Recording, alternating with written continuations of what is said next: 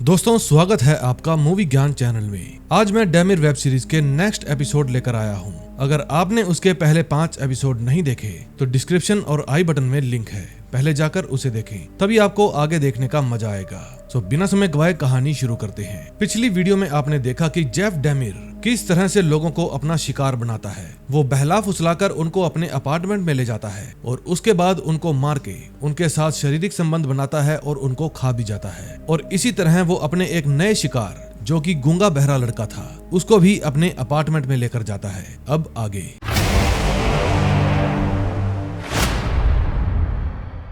Sixth episode की शुरुआत होती है 1960 से। शर्ली नाम की महिला एक सुंदर से बच्चे को जन्म देती है और उसका नाम रखती है टोनी। टोनी के पैदा होने के बाद ही शर्ली और उसके परिवार वाले बहुत खुश होते हैं, लेकिन ऊपर वाले को कुछ और ही मंजूर था। कुछ समय बाद डॉक्टर शर्ली को बताते हैं कि टोनी के निमोनिया के इलाज में जो दवा इस्तेमाल की गई थी, उसके साइड इफेक्ट्स के चलते टोनी ने अपने सुनने की शक्ति खो दी है। फिर ये बात सुनकर शर्ली बहुत ही दुखी हो जाती है, क्योंकि पैदा होने के कुछ ही दिनों में उसका बेटा अपाहिज हो गया था और एक माँ के लिए इससे ज्यादा दुख की बात कोई और नहीं हो सकती। शर्ली का दुख तब और बढ़ जाता है जब टोनी अपनी बोलने की शक्ति भी खो देता है। लेकिन इतना सब होने के बाद भी शर्ली हिम्मत नहीं हारती। वो टोनी को बहुत प्यार करती है और पाल पोसकर उसे बड़ा करती है। देखते ही देखते टोनी अब 27 साल का हो जाता है और एक अच्छा इंसान बनता है। टोनी को नए नए दोस्त बनाने का भी शौक था। फिर टोनी हर रोज बार में जाता और नए नए लड़कों से मिलता। वो उनसे बातें करने की कोशिश करता और डांस भी किया करता था। दरअसल टोनी भी समलैंगिक स्वभाव का था और इसी वजह से उसे भी लड़के पसंद थे। फिर बार से लौटने के बाद टोनी अपने 2 दोस्तों से मिलता है, जिनका नाम था रिको और रियान। टोनी के दोस्त उसकी भावनाओं को समझते थे और इसीलिए टोनी को उनके साथ समय बिताना अच्छा लगता था। फिर वे टोनी को एक सलाह देते हैं कि उसे अब एक करीबी दोस्त बना लेना चाहिए, क्योंकि वो गूंगा बहरा है और उसे एक अच्छे दोस्त की जरूरत है। फिर टोनी अपनी संकेतिक भाषा में कहता है कि जब उसे कोई अच्छा व्यक्ति मिलेगा तो वो उससे दोस्ती कर लेगा। टोनी की जिंदगी मुश्किलों से भरी हुई थी, क्योंकि बहरा होने के साथ साथ वो बोल भी नहीं सकता था। लेकिन फिर भी वो कभी हिम्मत नहीं हारता और हमेशा मुस्कुराते हुए जीवन में आगे बढ़ने के बारे में सोचता है। फिर घर लौटने के बाद टोनी अपने परिवार के साथ बैठकर डिनर करता है। फिर उसकी माँ उसे कहती है कि मुझे तुम पर गर्व है, क्योंकि तुम अपने जीवन में आगे बढ़ने के बारे में सोच रहे हो और निश्चित ही ऊपर वाले को भी तुम पर गर्व होगा। फिर शर्ली और बाकी के लोगों के जाने के बाद टोनी की बहन उससे पूछती है कि क्या तुम किसी को डेट कर रहे हो। फिर जवाब देते हुए टोनी मुस्कुराकर कहता है कि मैंने एक सुंदर सी शक्ल वाले लड़के को प्रेम पत्र लिखा है और अब मुझे उसके जवाब आने का इंतजार है। फिर ये बात सुनते ही उसकी बहन कहती है कि जब उसका जवाब हाँ में आएगा तो मैं तुमसे पार्टी लूंगी। जब वे दोनों आपस में बातें कर ही रहे थे तो बाहर से कोई दरवाजा खटखटाता है। फिर टोनी जाकर देखता है तो बाहर रियान खड़ा था। फिर वो बहुत ही दुख के साथ टोनी को बताता है कि हमारे दोस्त रिको का किसी ने मर्डर कर दिया है और पुलिस को उसकी बॉडी भी मिल गई है। ये बात सुनते ही टोनी टूट सा जाता है, क्योंकि रिको उनका बहुत अच्छा दोस्त था। और उस रात टोनी को एहसास होता है कि जिंदगी बहुत ही छोटी है, जिसका कोई भरोसा नहीं। फिर अगली सुबह टोनी अपना सामान पैक करके मेडिसन नाम के कॉलेज टाउन में जाने लगता है। टोनी की माँ उसे समझाती है कि उसके दोस्त की मौत हो गई है। ये बहुत दुख की बात है, लेकिन इसका ये मतलब नहीं कि तुम घर छोड़कर चले जाओ। फिर जवाब में टोनी कहता है कि मैं अब बड़ा हो गया हूँ, मेरे भी कुछ सपने हैं और उनको ही पूरा करने के लिए मैं मेडिसन जा रहा हूँ। वहां जाकर मैं कुछ फोटोग्राफर से मिलूंगा और फिर न्यूयॉर्क के लिए मूव कर जाऊंगा। फिर टोनी की माँ उसे गले लगाते हुए अलविदा कहती है। तभी मेडिसन पहुंचकर टोनी कई दुकानों में जाता है, लेकिन उसके गूंगा और बहरा होने की वजह से कोई भी उसे नौकरी नहीं देता। टोनी हार नहीं मानता और नौकरी के लिए ट्राई करता रहता है और आखिर में उसे एक दुकानदार नौकरी पर रख ही लेता है। नौकरी मिलने पर टोनी बहुत ही खुश होता है, क्योंकि उसने नौकरी पाने का अपना सबसे पहला सपना पूरा कर लिया था। इसके बाद टोनी कॉलेज जाता है और वहां पर मॉडलिंग करना शुरू कर देता है। टोनी भले ही गूंगा बहरा था, लेकिन वो काफी स्मार्ट और हैंडसम था। फिर सारे काम खत्म होने के बाद टोनी जब वापस घर लौटता है तो अपनी माँ को नौकरी के बारे में बताता है। ये बात सुनकर शर्ली बहुत खुश होती है। फिर टोनी शर्ली से वादा करता है कि इस वीकेंड वो उनसे मिलने के लिए जरूर आएगा। तभी अगले सीन में हम देखते हैं टोनी फिर से बार में जाता है और वहां पर एंजॉय करने लगता है। टोनी की खुशहाल जिंदगी बस अभी शुरू ही हुई थी, लेकिन अब उसकी जिंदगी में एक ग्रहण लगने वाला था, क्योंकि बार में टोनी की मुलाकात जेफ से हो जाती है। जेफ और टोनी पहली मुलाकात में ही एक दूसरे के काफी करीब आ जाते हैं, क्योंकि जेफ टोनी को एक बहुत ही अच्छे इंसान की तरह ट्रीट कर रहा था। फिर काफी देर बार के अंदर डांस करने के बाद जेफ और टोनी को एहसास होता है कि वे दोनों एक अच्छे दोस्त बन गए हैं। फिर टोनी जेफ को अपनी मॉडलिंग शूट पर ले जाता है। तभी जेफ का मन टोनी के ऊपर ललचा जाता है। फिर वो खुद को रोकने की बहुत कोशिश करता है, लेकिन टोनी की चिकनी ब्राउन बॉडी उसका कंट्रोल तोड़ देती है। फिर जेफ और टोनी पेपर पर लिख लिख कर काफी देर तक बातें करते हैं और एक दूसरे के काफी करीब आ जाते हैं। तभी जेफ के पिता उससे मिलने के लिए उसके अपार्टमेंट में आते हैं और ये देखकर कि जेफ काफी सुधर गया है, वो बहुत खुश होते हैं। जेफ उन्हें बताता है कि उसने ड्रिंक करना बहुत कम कर दिया है और इसके अलावा उसने एक नया दोस्त भी बनाया है। फिर वो उनको टोनी के बारे में भी बताता है। फिर ये देखकर कि जेफ सुधर गया है, लाइनल और शेरी निश्चिंत होकर वहां से चले जाते हैं। फिर कुछ समय के बाद जेफ फिर से टोनी से मिलता है, लेकिन इस बार उससे रहा नहीं जाता और वो टोनी को अपने घर ले आता है। ये वही सीन था जहां से लास्ट एपिसोड खत्म हुआ था। फिर घर पर पहुंचकर जेफ टोनी को ड्रिंक पिलाता है। जेफ का बहुत मन था कि वो टोनी की ड्रिंक में पाउडर मिला दे, लेकिन तभी उसे पुलिस की सायरन की आवाज आती है। जेफ इन सभी चक्रों में एक बार पहले भी जेल जा चुका था और अब की बार वो नहीं चाहता था कि ऐसा दोबारा हो। फिर अपनी ड्रिंक खत्म करने के बाद वे दोनों एक गेम खेलते हैं जो कि बिल्कुल सांप सीढ़ी के जैसा ही था, लेकिन टोनी को ये बेकार गेम खेलकर अपना समय खराब नहीं करना था।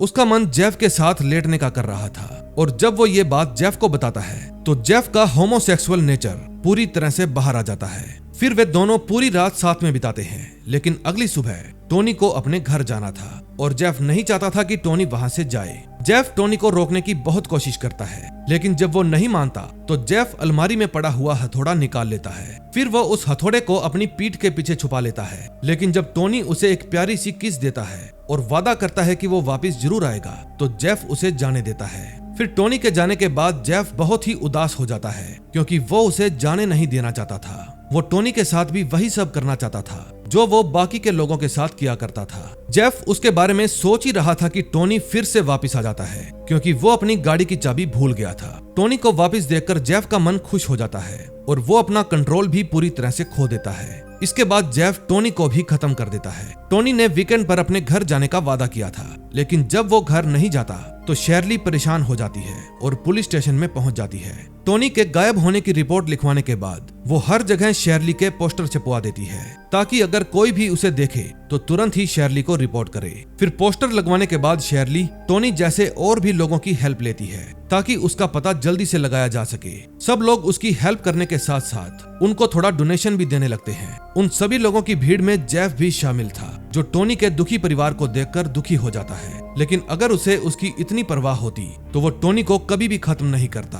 फिर घर पहुंचकर जेफ टोनी की बहन को कॉल करता है और कहता है कि टोनी कभी वापस नहीं आएगा, क्योंकि वो एक भंवर में खो गया है। टोनी की बहन कुछ समझ पाती और वो जेफ से कुछ पूछ पाती, इससे पहले ही वो फोन काट देता है। फिर रात को शेरली टोनी को याद करते हुए उसकी पुरानी बातों को याद करती है और दूसरी तरफ जेफ किसी और ही काम में लगा था। वो अपने फ्रिज से एक मांस का टुकड़ा निकालता है और उसे पकाने लगता है। ये मांस का टुकड़ा किसी और का नहीं बल्कि टोनी की ही बॉडी का था। फिर उस टुकड़े को वो अपनी प्लेट में रखकर खा लेता है और इसी के साथ 6th एपिसोड का एंड हो जाता है। दोस्तों, पहले तो जेफ केवल लोगों को मारता ही था, लेकिन अब वो उनको खाने भी लगा था, क्योंकि वो अब इंसान की जगह मॉन्स्टर बन गया था। अब नेक्स्ट एपिसोड में देखेंगे क्या होता है।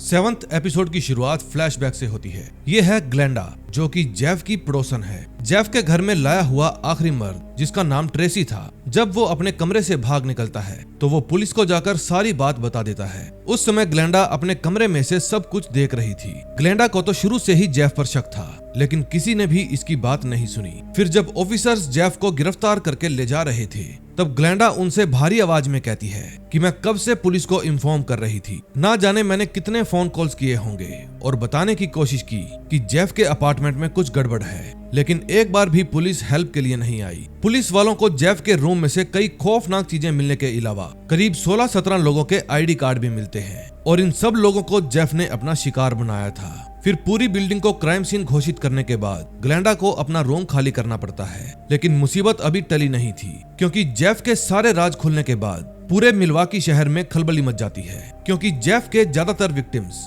ब्लैक कम्युनिटी से थे और ब्लैक कम्युनिटी के लोग अपने नस्लवाद को लेकर जेफ और पुलिस डिपार्टमेंट के खिलाफ विद्रोह कर देते हैं। मिलवाकी के लोग सबसे ज्यादा पुलिस डिपार्टमेंट से नाराज थे, क्योंकि एक तो पुलिस ने जेफ की पड़ोसन ग्लेंडा की शिकायत पर कोई सुनवाई नहीं की, और ऊपर से जब वो 14 साल का लड़का जेफ के कमरे से भागने में कामयाब हो भी गया तो पुलिस वालों ने वापस उस लड़के को जेफ के हवाले कर दिया।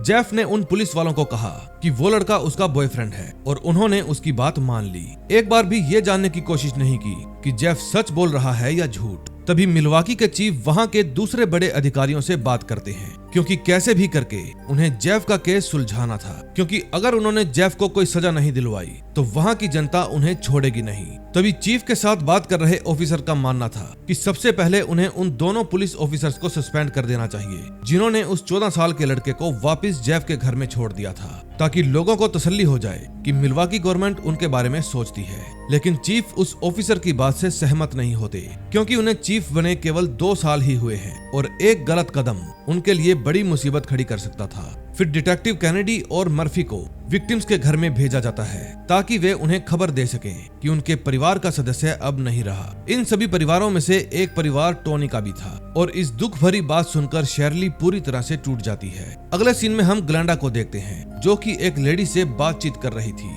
वो लेडी ग्लेंडा से कहती है कि उसने जेफ को लेकर जो आर्टिकल अखबार में दिया था वो बेहद दुखी करने वाला आर्टिकल है। ग्लेंडा ने उस आर्टिकल में साफ साफ बताया था कि उसने पुलिस को कई बार जेफ के बारे में बताने की कोशिश की, लेकिन किसी ने भी उसकी बात नहीं सुनी। उसने उन दोनों ऑफिसर्स को बहुत समझाया कि इस लड़के को जेफ के हवाले मत करो, लेकिन उन्होंने उसकी एक भी बात नहीं सुनी, और उसकी बात ना सुनने का नतीजा अब सबके सामने था। तभी मिलवाकी के लीडर मिस्टर रेवरेंड जैक्सन वहाँ के चीफ से मुलाकात करने के लिए जाते हैं। मिलवाकी की जनता ने उन्हें बहुत ही भरोसे और विश्वास के साथ चुना था, और वे नहीं चाहते थे कि उन पर से लोगों का भरोसा उठ जाए। जैक्सन का बेटा उनके साथ ही आ रहा था, लेकिन उसका मानना था कि रेवरेंड को इस केस में इन्वॉल्व नहीं होना चाहिए, क्योंकि जेफ का केस एक सिर्फ एक गे का केस है जो लोगों को मार रहा था। लेकिन जवाब में जैक्सन उसे कहते हैं कि हम दोनों भी ब्लैक कम्युनिटी से हैं, और ये लड़ाई केवल यहाँ की जनता की नहीं बल्कि हमारी भी है। चीफ से बात करने के बाद जैक्सन तय करते हैं कि वे खुद ग्लेंडा से मिलने जाएंगे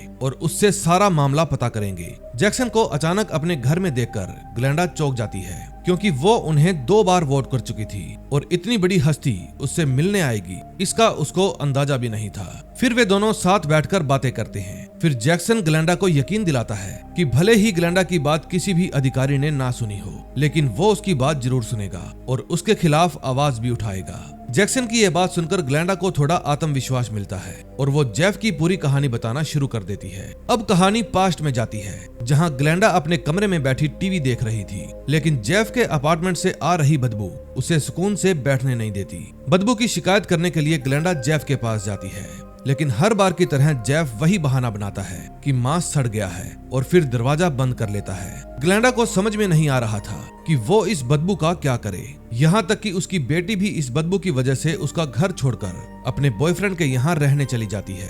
तभी अगले दिन ग्लेंडा की मुलाकात डीन नाम के एक आदमी से होती है, जो कुछ समय पहले ही उसकी बिल्डिंग में शिफ्ट हुआ था। ग्लेंडा डीन को समझाती है कि इस जगह पर सावधानी से रहना और खासकर कुछ लोगों से दूरी बनाकर रखना। यहाँ पर ग्लेंडा अप्रत्यक्ष रूप से जेफ के ही बारे में कह रही थी। जेफ भी डीन से मिलता है और अपनी फितरत के अनुसार उसका मन फिर से ललचा जाता है। ग्लेंडा डीन और जेफ की सारी बातें सुन लेती है और अब उसे पूरा यकीन था कि जेफ डीन के साथ भी कुछ गड़बड़ करने वाला है। फिर रात होते ही ग्लेंडा का शक यकीन में बदल जाता है, क्योंकि जेफ डीन को अपने अपार्टमेंट में ले जा चुका था। हालांकि ग्लेंडा ने डीन और जेफ को उसके कमरे में जाते हुए देख लिया था, लेकिन उसे अंदाजा भी नहीं था कि जेफ डीन को अंदर ले जाकर मार देगा। फिर जब ग्लेंडा रात को सोने की कोशिश करती है तो जेफ के रूम से उसे चीखने चिल्लाने की आवाजें आने लगती है। आवाजें सुनकर ग्लेंडा बहुत ही घबरा जाती है और तुरंत ही पुलिस के पास कॉल करती है। फिर ऑफिसर ग्लेंडा से पूछता है कि क्या अब भी जेफ के कमरे से ही चीखने चिल्लाने की आवाजें आ रही है। जवाब में ग्लेंडा कहती है हाँ, लेकिन अब वो बंद हो चुकी है। फिर वो ऑफिसर ग्लेंडा से कहता है कि वो कल सुबह ही पुलिस की एक टीम उसके घर भेज देगा। लेकिन ये बात सुनते ही ग्लेंडा की आंखों में गुस्सा उतर जाता है, क्योंकि वो ना जाने कितनी बार पुलिस वालों को कॉल कर चुकी थी और हर बार एक ही जवाब मिलता था कि हम टीम भेज देंगे, और फिर अगले दिन कोई आता भी नहीं था। इस बार ग्लेंडा खुद एक्शन लेती है और सीधा जाकर बिल्डिंग के मालिक से जेफ के खिलाफ शिकायत कर देती है। ग्लेंडा पहले ओनर को डीन के रूम के बाहर ले जाती है और उन्हें दिखाती है कि डीन अपने कमरे में नहीं है, क्योंकि पिछली रात उसने खुद डीन को जेफ के साथ देखा था। इसके बाद वो ओनर को अपने रूम में बदबू चेक करने के लिए ले जाती है। उसके रूम में सच में ही बहुत बुरी तरह से बदबू आ रही थी। ग्लेंडा से पहले और भी कई लोगों ने जेफ के खिलाफ सेम शिकायत की थी, इसलिए ओनर जेफ को 30 दिनों के अंदर अंदर ये रूम खाली करने का नोटिस दे देते हैं। अब जेफ इस नोटिस से काफी परेशान हो जाता है। फिर वो ओनर को बहुत समझाता है कि वो अपने रूम की सफाई कर रहा है, आगे से ये बदबू नहीं आएगी, लेकिन इस बार ओनर उसकी एक भी नहीं सुनते। इस बार जेफ परेशान हो जाता है और बहुत सोचने के बाद वो ग्लेंडा से बात करने के बारे में तय करता है। फिर जब वो ग्लेंडा से मिलने जाता है तो ग्लेंडा उसे अपने रूम में घुसने ही नहीं देती। फिर वो ग्लेंडा को कहता है कि मैं बस ये चेक करने आया हूँ कि आपके रूम में कितनी बदबू आ रही है। फिर कमरे के अंदर आते ही जेफ ग्लेंडा से माफी मांगता है और कहता है कि अब ये बदबू कभी नहीं आएगी, ये मेरा वादा है, प्लीज आप अपनी शिकायत वापस ले लें। लेकिन इस बार ग्लेंडा उसकी एक भी नहीं सुनती। वो जेफ से कहती है कि किसी भी हाल में मैं अपनी शिकायत वापस नहीं लूंगी। जेफ उसके लिए गिफ्ट के तौर पर एक सैंडविच लेकर आया था, लेकिन ग्लेंडा फिर भी नहीं मानती और सैंडविच खाने से मना कर देती है। उस समय जेफ ग्लेंडा को ऐसी नजरों से देख रहा था जैसे वो उसे खा ही जाएगा, लेकिन जैसे तैसे खुद को शांत करके जेफ वहां से चला जाता है। तभी जेफ के जाते ही ग्लेंडा की जान में जान आ जाती है, क्योंकि जेफ की गुस्से भरी आंखें देखकर ग्लेंडा के पसीने छूटने लगे थे। लेकिन इस बार उसने ठान ही लिया था कि वो किसी भी हालत में जेफ को बिल्डिंग से बाहर निकलवा कर ही रहेगी। फिर अगली रात फिर से जेफ के रूम में से चीखने चिल्लाने की आवाजें आने लगती हैं। ग्लेंडा बहुत ही घबरा जाती है और पुलिस को कॉल करती है, लेकिन ऑफिसर्स इस बार भी उसे झूठा दिलासा देते हैं। ग्लेंडा को समझ में नहीं आ रहा था कि जेफ आखिर अपने कमरे में करता क्या है, लेकिन उसमें इतनी हिम्मत भी नहीं थी कि वो जेफ के रूम में जाकर देख ले। ग्लेंडा की पूरी कहानी सुनने के बाद जैक्सन उसके दर्द को समझते हैं। तभी जेफ के बारे में बताते बताते ग्लेंडा की आंखों में आंसू आ जाते हैं और वो फूट फूट कर रोने लगती है। फिर जैक्सन उसे संभालते हैं और कहते हैं मैं उसे सजा दिलवा कर रहूंगा। अब देखते हैं नेक्स्ट एपिसोड में क्या होता है।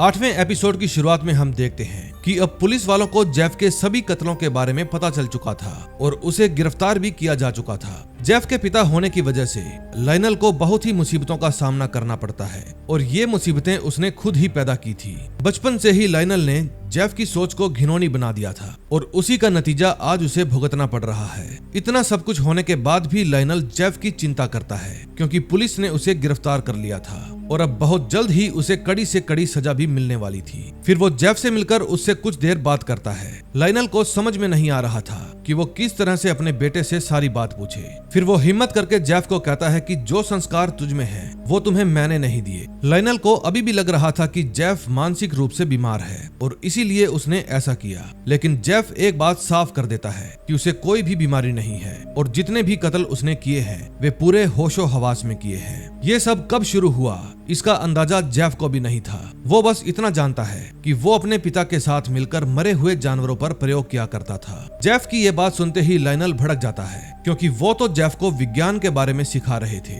ना कि इंसानों को मारने की ट्रेनिंग दे रहे थे। फिर लाइनल जेफ से बात करने के बाद वहाँ से चले जाते हैं। तभी उनकी एक्स वाइफ जोइस को मीडिया घेर लेती है। जोइस जेफ की रियल मदर थी और अपने बच्चों के गुनाहों के कसूरवार माता पिता दोनों ही होते हैं। मीडिया के कड़वे सवाल जोइस को अंदर से झंझोड़ कर रख देते हैं। फिर वो जेफ को अपना बेटा मानने से इनकार कर देती है और अपने क्लिनिक में वापस आ जाती है। वहाँ जोइस फूट फूट कर रोने लगती है, क्योंकि उसे तो पहले से ही मरे हुए जानवरों के साथ ये सब करना पसंद नहीं था, लेकिन जेफ और लाइनल ने उसकी एक भी नहीं सुनी। तभी रात को लाइनल का मन अजीब सा होने लगता है। उसे समझ में नहीं आ रहा था कि जेफ को किस तरह से बचाया जाए। फिर शैरी लाइनल को संभालती है और उसका दुख कम करने की कोशिश करती है। लाइनल शैरी से कहता है कि इन सभी हादसों का कसूरवार उसकी पहली पत्नी जोइस है। जेफ के पैदा होने से पहले जोइस बहुत सारी नशे की गोलियां लेती थी और उन्हीं गोलियों की वजह से जेफ की मानसिक सोच खराब हो गई है। जोइस को कोसने के साथ साथ लाइनल खुद को भी कोस रहा था। फिर लाइनल को लगता है कि शायद उसी के खून में कुछ कमी रही होगी, इसीलिए जेफ ऐसा है।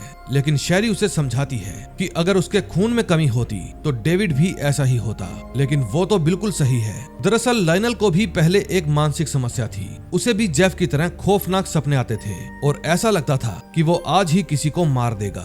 यहाँ तक कि उसने एक बार एक बॉम्ब भी बना लिया था और उसे स्कूल में भी लेकर चला गया, लेकिन बाद में उसने वो बॉम्ब खिड़की से बाहर फेंक दिया। शैरी फिर से लाइनल को समझाती है कि वो जेफ से अलग है, क्योंकि उसने कभी इंसान को नुकसान नहीं पहुंचाया, लेकिन जेफ तो लोगों को जीते जी मुर्दा बना रहा है। अगले दिन पुलिस की टीम जेफ की दादी के घर पहुंच जाती है, क्योंकि जेफ ने कई कत्ल अपनी दादी के घर में भी किए थे और इसीलिए पुलिस उनसे पूछताछ करना चाहती थी। लेकिन लाइनल पुलिस वालों को अपनी मां से पूछताछ करने से मना कर देते हैं, क्योंकि उनकी उम्र काफी ज्यादा हो चुकी है और एक बूढ़ी महिला पर दबाव डालना सही नहीं है। इसके बाद लाइनल अपनी मां को ऊपर वाले रूम में ले जाता है। दूसरी तरफ मिल्वाकी के नेता मिस्टर जैक्सन शहर के लोगों को चर्च में इकट्ठा करते हैं। चर्च में जैक्सन उन लोगों से अपील करते हैं कि जेफ को सजा दिलवाने के लिए आप सबको एकजुट होने की आवश्यकता है और अगर हम एक हो गए तो जेफ को कड़ी से कड़ी सजा मिलना निश्चित है।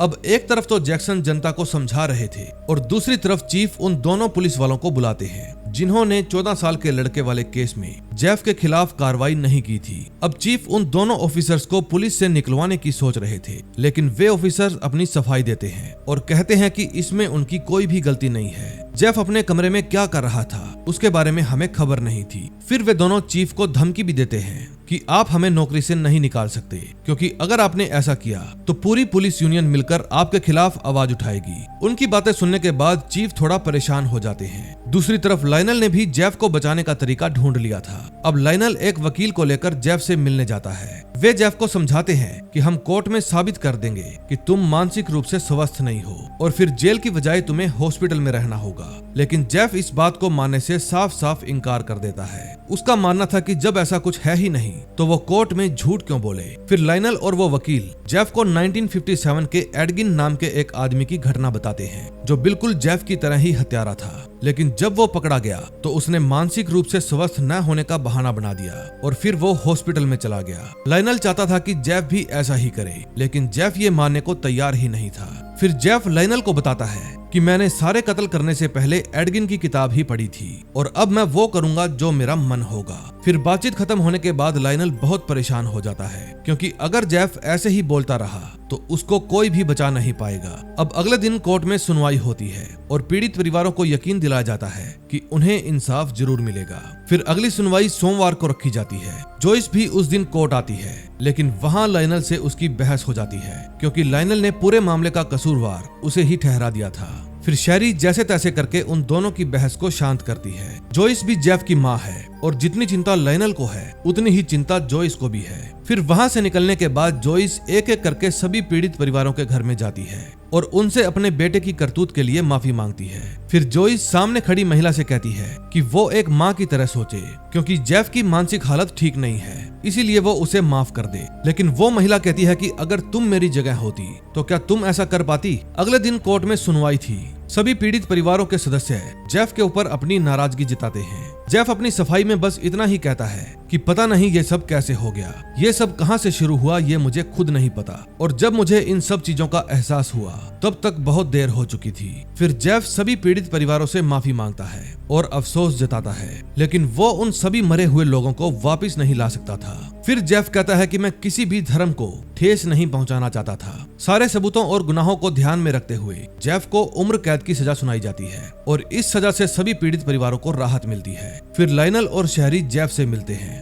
और अपनी नम आंखों के साथ उससे वादा करते हैं कि वे हर रोज जेल में उससे मिलने के लिए आया करेंगे और जेफ कभी भी खुद को अकेला ना समझे। इतना कहते ही लाइनल जेफ को गले लगा लेता है। अब जोइस भी जेफ को खत लिखती है कि मैं कभी भी एक अच्छी माँ नहीं बन पाई और इस बात का मुझे बहुत अफसोस है। उस समय जोइस इतना ज्यादा दुख से भरी हुई थी कि वो गैस लाइन को लीक करके अपनी जान लेने की कोशिश करती है, लेकिन किसी तरह से बच जाती है। फिर लाइनल जेफ की पूरी कहानी को शब्दों में उतारने में लग जाते हैं। अब वो जेफ के ऊपर एक किताब लिखने लगते हैं ताकि समाज में एक नई मिसाल कायम हो जाए। फिर शेरी लाइनल को बताती है कि जोइस ने खुदकुशी करने की कोशिश की थी, लेकिन वो बच गई। ये सुनकर लाइनल को एहसास होता है कि उसे जोइस और डेविड से बात करनी चाहिए और उसके बाद वो फिर से अपनी टाइपिंग के काम में लग जाता है। जिन दो अधिकारियों के खिलाफ कार्रवाई होनी थी वे भी बच जाते हैं और वापस ड्यूटी ज्वाइन कर लेते हैं, लेकिन जैक्सन को ये बात हजम नहीं होती। वो अपने बेटे से कहता है कि किसी भी हाल में मैं उन दोनों ऑफिसर्स को सजा दिलवा कर रहूंगा और इसी के साथ 8वें एपिसोड का भी एंड हो जाता है। अब नेक्स्ट एपिसोड में देखेंगे क्या होता है। 9th एपिसोड की शुरुआत होती है कोलंबिया करप्शन फैसिलिटी से। अपनी उम्र कैद की सजा मिलने के बाद जेफ को वहीं पर कस्टडी में रखा जाता है। अपने कारनामों की वजह से जेफ वर्ल्ड फेमस हो गया था। जगह जगह लोग उसके फैन हो गए थे जो उसे खत लिख लिख कर भेजा करते थे। तभी एक बार जेफ को एक एलिस नाम की लड़की का खत मिलता है जो उसकी बहुत बड़ी फैन थी। एलिस अपने खत में लिखती है कि अब जेफ की चर्चा हर जगह पर हो रही है और अब तो उसके नाम पर कॉमिक्स भी छपने लगे हैं। इसके अलावा एलिस जेफ को $5 भेजती है और आशा करती है कि जेफ उसके खत का जवाब जरूर देगा। फिर जेफ भी एक कटा हुआ हाथ ड्रॉ करके उसके खत का जवाब देता है और ये कटा हुआ हाथ उसके सीरियल किलर स्वभाव को दर्शाता है। उस जेल में जेफ के जैसे और भी कई कैदी थे, लेकिन वहाँ का कोई भी कैदी जेफ को पसंद नहीं करता था। अब सारा मामला सुलझ चुका था, इसलिए ग्लैंडा भी अपने अपार्टमेंट में वापस जाने के लिए तैयारी करने लगती है, लेकिन उसकी बेटी सैंड्रा उसे वापस जाने से मना करती है। सैंड्रा ग्लैंडा से कहती है कि मैं वहाँ पर वापस नहीं जाना चाहती क्योंकि जेफ की खौफनाक यादों के साथ हम वहाँ पर नहीं रह पाएंगे। फिर जवाब में ग्लैंडा कहती है कि जेफ ने कई लोगों की जिंदगियां छीनी है, मैं उसे हमारा घर नहीं छीनने दूंगी। अपनी माँ की जिद के आगे सैंड्रा हार जाती है, इसलिए अपने मन की तसल्ली के लिए वो अपनी माँ को वहाँ पर छोड़ने जाती है। फिर अपनी माँ को उनके घर में छोड़कर सैंड्रा वहाँ से चली जाती है। अब ग्लैंडा जैसे ना जाने कितने लोगों को जेफ के खौफनाक सपने सता रहे थे,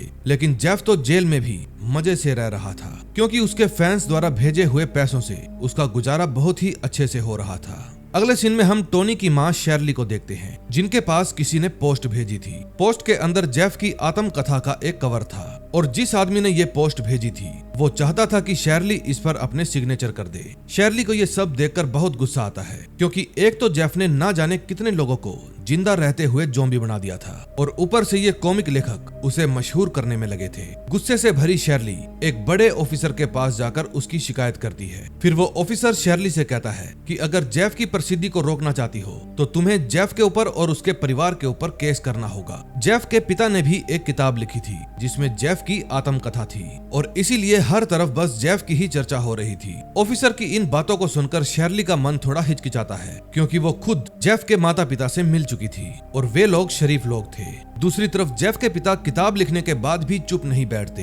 वो जेफ की किताब को फिल्म में बदलना चाहते थे ताकि उनको अच्छी कमाई हो, लेकिन दूसरी तरफ एक और समस्या खड़ी हो जाती है। जेफ को जेल में इसलिए भेजा गया था ताकि उसे अपनी गलतियों का एहसास हो, लेकिन वो अपने फैंस द्वारा भेजे हुए पैसों की हेल्प से आराम से जिंदगी बिता रहा था। फिर ऑफिसर्स ये फैसला करते हैं कि जेफ के द्वारा भेजे हुए पैसे उस तक ना पहुँचे और इसके अलावा जेफ के घर का सारा सामान भी नीलाम करने का फैसला लिया जाता है और उससे जो पैसे मिलेंगे वो पैसे पीड़ित परिवारों में बांट दिए जाएंगे। जेफ के पिता इस बात से बिल्कुल भी खुश नहीं थे क्योंकि फैंस द्वारा भेजे हुए पैसे जेफ का एकमात्र सहारा थे और अगर ये सहारा भी उससे छीन लिया जाएगा तो उसका जेल के अंदर जीना मुश्किल हो जाएगा। पीड़ित परिवारों में से सबसे ज्यादा दुखी होता है उस 14 साल के लड़के का परिवार क्योंकि उनके बेटे की जान बचाई जा सकती थी, लेकिन शायद ऊपर वाले को कुछ और ही मंजूर था। उस लड़के के परिवार वालों का दुख अभी खत्म नहीं हुआ था क्योंकि कोई आदमी उस लड़के के पिता को बार बार फोन करके परेशान कर रहा था। अब तो उस लड़के के बड़े भाई को भी जेफ के बुरे बुरे सपने सताने लगते हैं। दूसरी तरफ ग्लैंडा ने भी अभी तक हिम्मत नहीं हारी थी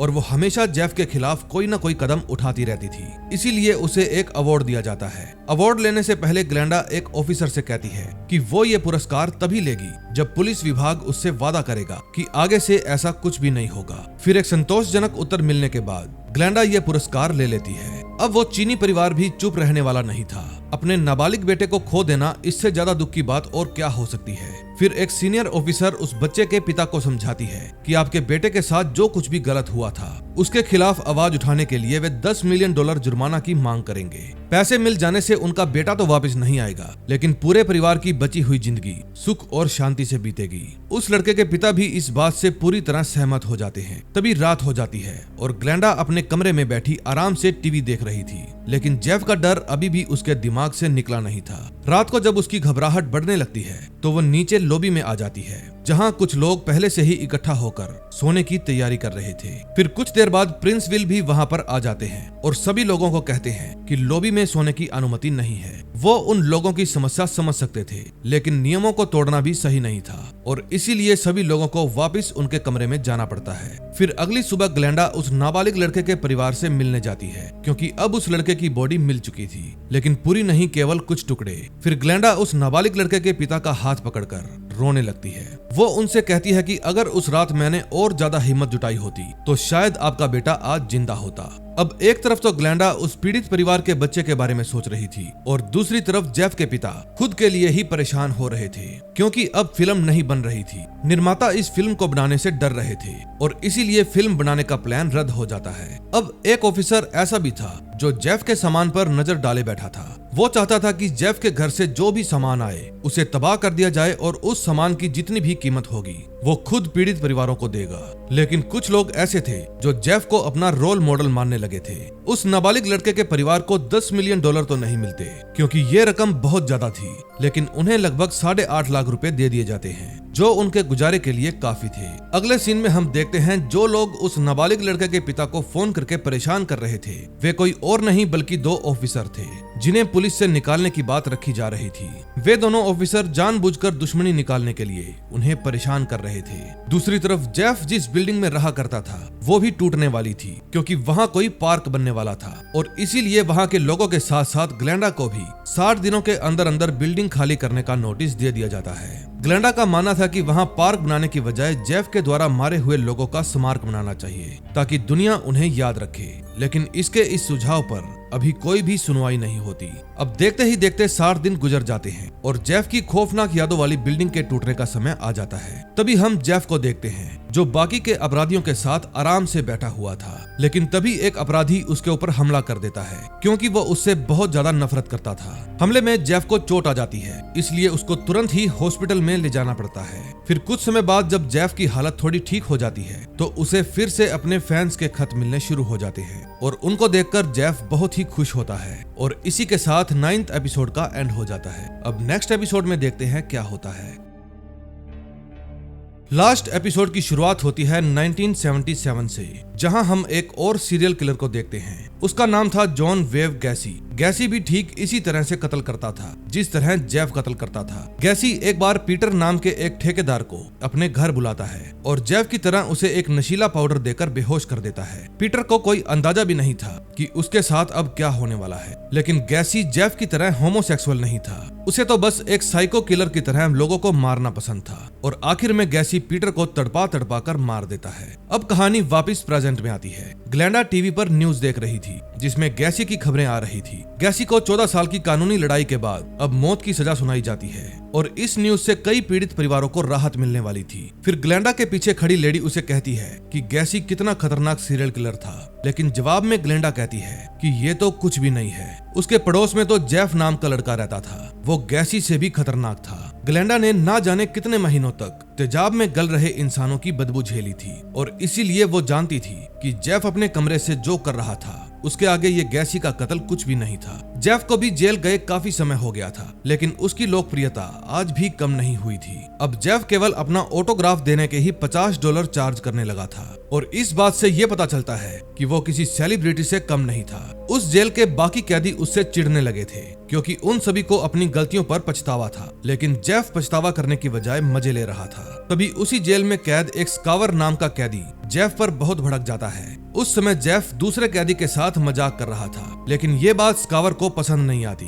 फिर वो जेफ की डिटेल्स निकलवाने के लिए वहाँ की एक ऑफिसर के पास जाता है, लेकिन स्कावर की दिमागी हालत ठीक नहीं थी, इसीलिए वो ऑफिसर जेफ की डिटेल्स देने से मना कर देती है। फिर स्कावर उन्हें यकीन दिलाता है कि उसकी दिमागी हालत खराब खाने की वजह से खराब हो गई थी, जैसे ब्रेड, चीनी वगैरह, लेकिन अब वो बिल्कुल ठीक है। फिर स्कावर पर भरोसा करके वो कर्मचारी जेफ की डिटेल्स और उसके कारनामों के छपे हुए अखबार स्कावर को दे देती है। जेफ के सारे कारनामे पढ़ने के बाद स्कावर हैरान रह जाता है क्योंकि जेफ ने ना जाने कितने लोगों को मौत के घाट उतार दिया था और उन सभी लड़कों में एक 14 साल का लड़का भी शामिल था। जेफ के बारे में पढ़ते ही स्कावर का दिमाग खराब हो जाता है। अब उसे इतना गुस्सा आ रहा था कि अगर उसका बस चले तो वो जेफ को खत्म कर दे। फिर जेफ वहाँ एक और कैदी से मिलता है और उससे सवाल करता है कि क्या जीसस मेरे द्वारा किए हुए अपराधों के लिए मुझे माफ कर देंगे। जवाब में वो कैदी उसे कहता है कि जीसस तो सभी को माफ कर देते हैं, बस डिपेंड करता है कि माफी मांगने वाले के दिल में कितनी सच्चाई है। ग्लेंडा भी चर्च जाती है और अपने मन को शांत करने की कोशिश करती है। फिर ग्लेंडा चर्च में असेंबली करा रहे अधिकारी से कहती है कि वो चाहकर भी जेफ की यादों को भुला नहीं पा रही। जेफ को लेकर मेरे मन में बुरे बुरे ख्याल आते हैं, और जो जेफ ने किया उसके लिए केवल जेल जाने की सजा ही काफी नहीं है। मैं चाहती हूँ कि जेफ को तड़पा तड़पा कर मारा जाए। अगले सीन में हम देखते हैं जेफ के पिता उससे मिलने के लिए जाते हैं। फिर अपने पिता से बात करते करते वो थोड़ा भावुक हो जाता है और पूछता है कि क्या वे कभी उसे माफ कर पाएंगे। फिर उसके पिता कहते हैं कि मैंने तो तुम्हें कब का माफ कर दिया है, तुम मेरा खून हो। और एक पिता कभी भी अपने बेटे से ज्यादा देर तक नाराज नहीं रह सकता। फिर कुछ देर बात करने के बाद जेफ अपने पिता से कहता है कि मैं बैप्टिज्म लेना चाहता हूँ, जो कि एक प्रक्रिया है ईश्वर से जुड़ने की। ये बात सुनकर उसके पिता खुश हो जाते हैं और इस प्रक्रिया के लिए जेफ को प्रोत्साहित करते हैं। अब उस 14 साल के लड़के के परिवार में भी एक खुशी की लहर दौड़ जाती है, क्योंकि उनके बड़े बेटे की शादी हो रही थी। ग्लेंडा भी उस शादी में जाती है और एक बार फिर से उनके छोटे बेटे के प्रति अपनी सहानुभूति प्रकट करती है। दूसरी तरफ टोनी के परिवार वाले भी जेफ की प्रसिद्धि को देखकर बहुत नाखुश थे।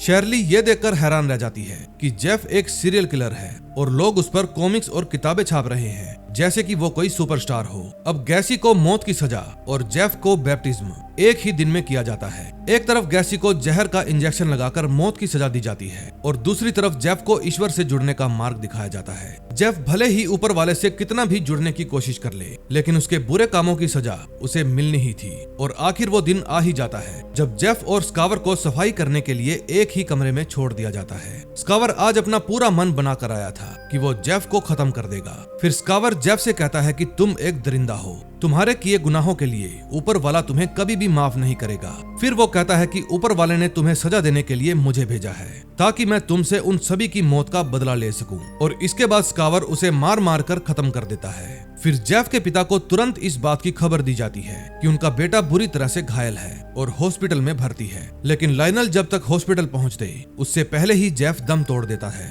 लायनल से जेफ का चेहरा भी देखा नहीं जा रहा था। उसके चेहरे को मार मार कर इतनी बुरी तरह से खराब किया गया था कि कोई भी इंसान उसको देख ले तो उसकी आत्मा कांप जाए। फिर उसकी माँ जाइस को भी उस दिन हॉस्पिटल बुलाया जाता है और जेफ की बॉडी दिखाई जाती है। आखिरकार जेफ अपने बुरे कर्मों के साथ इस दुनिया से अलविदा ले लेता है। जेफ के मरने के बाद भी लायनल और जाइस का आपसी झगड़ा खत्म नहीं होता, क्योंकि जाइस चाहती थी कि जेफ के दिमाग पर रिसर्च की जाए, जबकि लायनल उसके खिलाफ था। लायनल जेफ द्वारा लिखी हुई उसकी आखिरी ख्वाहिश का पालन कर रहा था, जिसमें लिखा था कि मरने के बाद उसके पूरे शरीर को श्रद्धांजलि दी जाएगी, और पूरे शरीर का मतलब है दिमाग भी। फिर जेफ के दिमाग पर रिसर्च करने के लिए जाइस लायनल पर केस कर देती है, लेकिन कोर्ट भी जेफ के दिमाग पर रिसर्च करने की याचिका खारिज कर देता है। जज साहब जेफ की आखिरी ख्वाहिश को ध्यान में रखते हुए उसके दिमाग को जला देने का आदेश देते हैं, उसकी बॉडी को जला देने का आदेश देते हैं। ग्लेंडा और सारे पीड़ित परिवार जेफ की मौत से बहुत खुश होते हैं, लेकिन ग्लेंडा का मन अभी भी शांत नहीं था। ग्लेंडा जिस बिल्डिंग में रहा करती थी उसको तोड़कर पार्क बनने वाला था, लेकिन 2 साल बीत जाने के बाद भी वहाँ पर केवल बंजर जमीन ही थी। ग्लेंडा इस बात की शिकायत करने के लिए एक लेडी अधिकारी के पास जाती है, लेकिन ग्लेंडा को पार्क से कोई भी लेना देना नहीं था। ग्लेंडा तो सिर्फ इतना चाहती थी कि उस जगह पर पार्क बनाने की बजाय उन मरे हुए लोगों का स्मारक बना दिया जाए, ताकि दुनिया उन लोगों को हमेशा याद रखे। फिर वो ऑफिसर ग्लेंडा को आश्वासन देती है कि वो उसका मत जरूर रखेगी और पूरी कोशिश करेगी कि वहाँ पर स्मारक ही बने। और इसी के साथ जेफ की कहानी यहीं पर खत्म हो जाती है। पूरी सीरीज में जेफ ने ना जाने कितने कत्ल कर डाले, लेकिन हर इंसान को उसके बुरे कर्मों की सजा इसी जन्म में भुगतनी पड़ती है, जो कि जेफ को भी भुगतनी पड़ी। मुझे उम्मीद है आपको ये सीरीज पसंद आई होगी, और अगर आपको ये पसंद आई तो आप इसे अपने दोस्तों के साथ शेयर कीजिए और हमारे चैनल को सब्सक्राइब कीजिए। हम मिलेंगे नेक्स्ट वीडियो में। Till then bye bye.